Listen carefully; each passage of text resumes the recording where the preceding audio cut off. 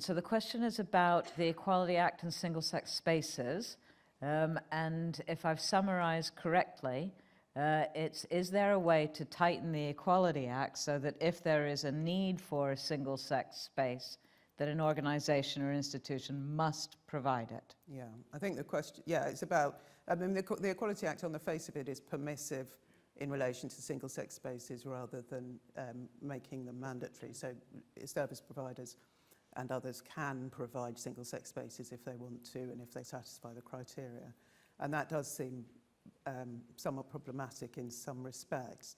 There is a way to challenge a failure of a service provider to provide single-sex services in some situations, which is by arguing on the basis of indirect discrimination, because it can be indirectly discriminatory, for instance, against women not to provide single-sex changing rooms for women in the leisure centre, because it puts women at a particular disadvantage by comparison to men if they have to change in the presence of the opposite sex.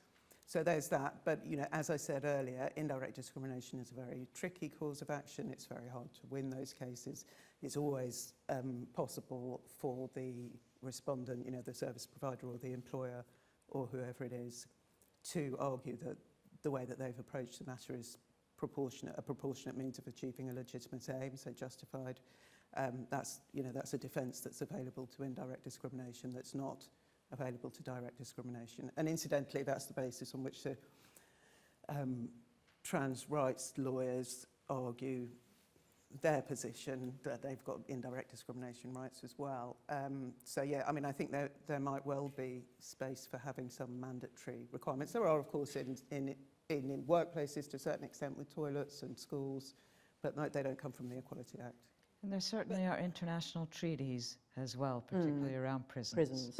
But also, I think one of the things we have to get beyond is the idea that an organisation can provide, a toilet with a picture of a lady on the door and say, oh, it's not a single-sex service. That is a single-sex service. If you've told the women coming and told, including by means of that pictogram, which everyone understands, that this is female only, then you are providing a single-sex service. And we, there have been cases, nothing to do with trans, but to do with just bad management of facilities, where employers have forced women to share facilities with men, and that has been discrimination. So I think we need to get to a point where people are clear that you can have a mixed facility, a mixed service. This is a mixed service. There are men and women here. Or you can have a facility that is single sex, but what you can't do is pretend that you're not, or we're not using the exceptions because this isn't a single sex service.